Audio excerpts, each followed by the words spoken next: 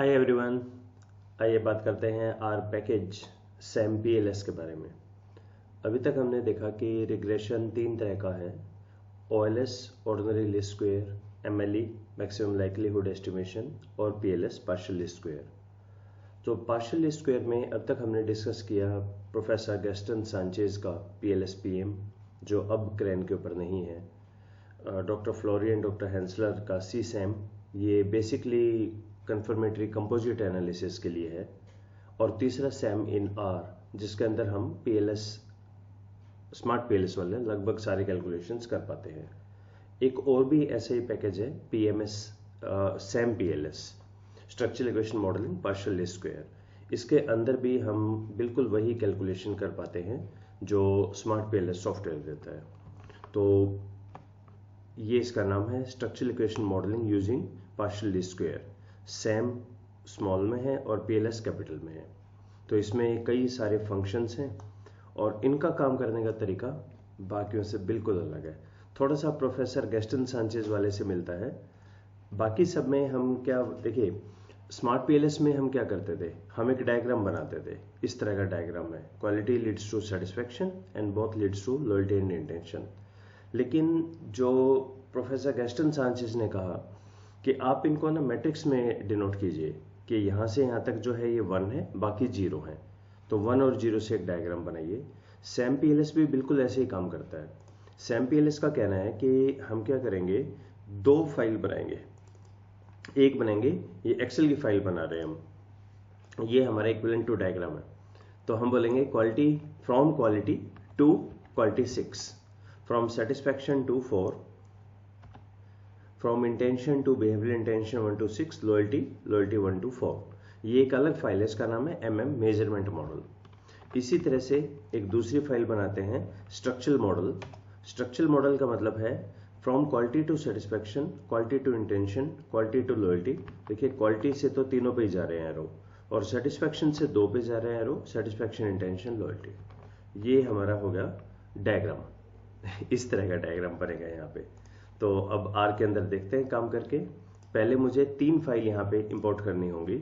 पहली फाइल तो है स्ट्रक्चरल मॉडल मेजरमेंट मॉडल, तो चेक कर लेते हैं मेजरमेंट मॉडल में ये सारा हमारा किस कंस्ट्रक्ट के अंदर कौन कौन सी स्टेटमेंट है। सेकंड हमें करनी है इंपोर्ट स्ट्रक्चरल मॉडल, एक्सेल से स्ट्रक्चरल मॉडल SM, और इसके अंदर है हमारा कंस्ट्रक्ट्स के बीच का रिलेशनशिप। और थर्ड मुझे करनी है not this, third CSV file है मेरे पास, ये है मिक्स नाम से। यहाँ पर मिक्स नाम नहीं, यहाँ डेमो फॉर पीएलएस है, वो एक्सेल की है फाइल। ओके, सो मिक्स में सेकंड ऑर्डर वाली चीजें हैं। सो डाटा फॉर पीएलएस, और इसका नाम मैं डाटा रख लेता हूँ, इंपोर्ट। तो ये 3 चीजें मैंने इंपोर्ट कर ली हैं। अब इसकी जो स्क्रिप्ट है वो देख लेते हैं, डेमो वाली स्क्रिप्ट।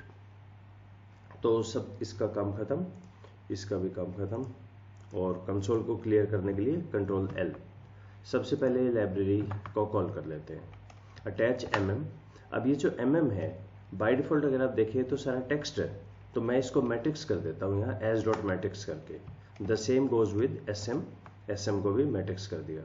डाटा को डाटा फ्रेम होना चाहिए, तो सिंपल एक कमांड है डाटा डॉट फ्रेम, इसको मैंने D में सेव कर लिया। अब मॉडल है मेरा, 3 चीज लिखनी होती है, data is equal to structure model is equal to measurement mod is equal to, ये यही रखिएगा।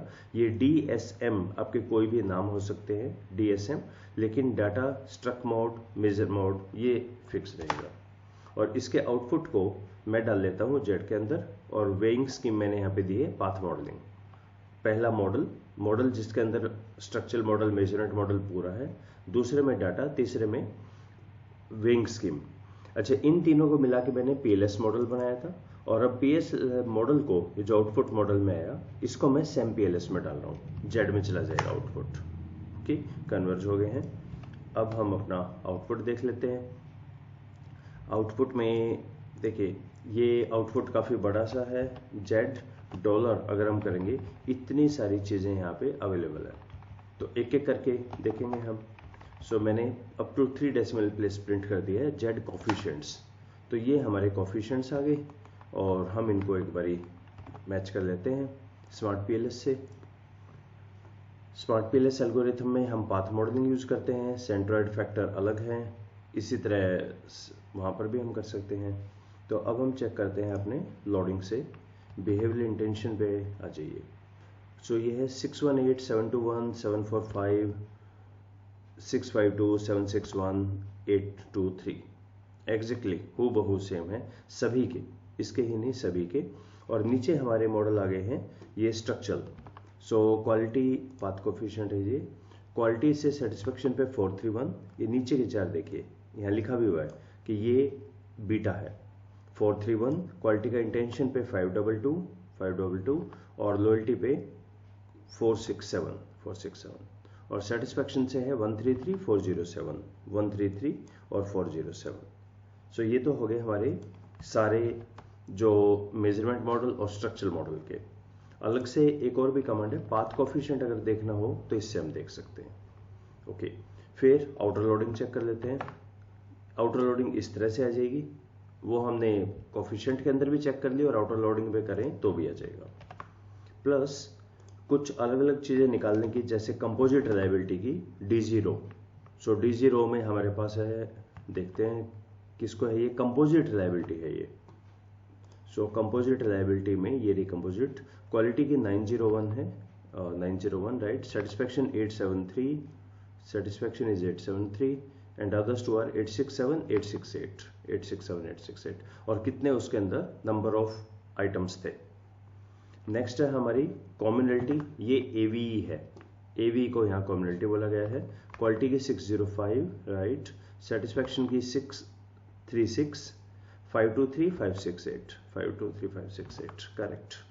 Cross loading, total effect check कर लेते हैं एक बारी।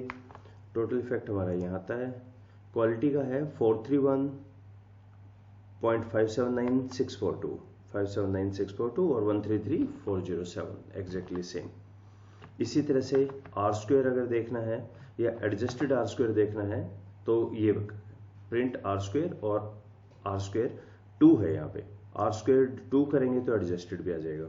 चेक कर लेते हैं। सेटिस्फेक्शन का 185 है, सो सेटिस्फेक्शन इज 185, इंटेंशन 349, लॉयल्टी 548 349 548 और एडजस्टेड भी चेक कर लीजिएगा। अच्छा, वेट हम निकालते हैं फॉर्मेटिव के लिए, इनर वेट, आउटर वेट और फैक्टर स्कोर आपको चाहिए तो प्रिंट की कमांड दे सकते हैं, इससे हमारे फैक्टर के स्कोर आ जाएंगे जिनको आप आगे कहीं पे यूज कर सकते हैं।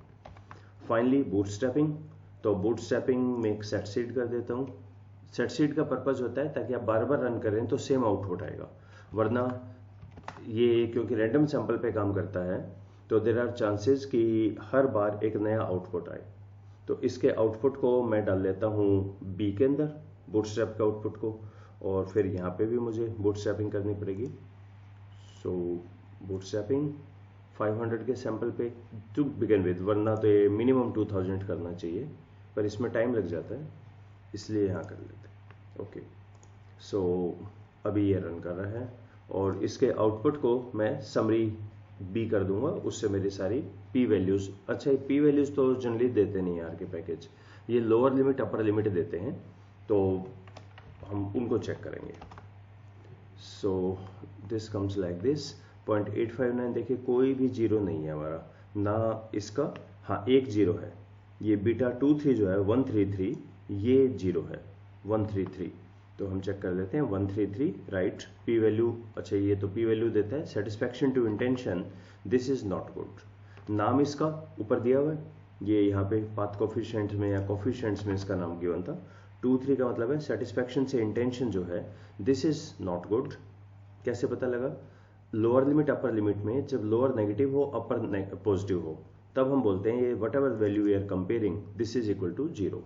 इसको हम जीरो के अगेंस्ट चेक करते हैं ना, तो ये वैल्यू जीरो है। सो इसके रिजल्ट्स बिल्कुल सेम हैं, तो और इसकी वर्किंग भी काफ़ी सिंपल सी है, बहुत लंबा चौड़ा काम नहीं है, बड़ा सिंपल सा काम है इसका, और एग्जैक्ट कैलकुलेशंस हैं स्मार्ट पीएलएस वाली, तो आप इसको भी कंसिडर कर सकते हैं अपने काम के अंदर। Hope you find it useful. Let's stop here. Thank you.